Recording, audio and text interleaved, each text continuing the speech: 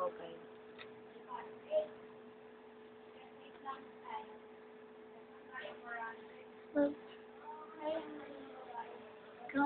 Come on, do the locomotion.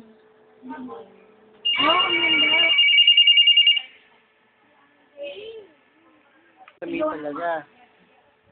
Pero ang sabi sa akin nung pwede naman ako lumipat pagkatapos ng isang sem o kaya second sem. Mura lang naman pamasahe, 8 yata o 10. Kaso 2 sakay. Hindi man ako uwi dito pag nagpasok eh.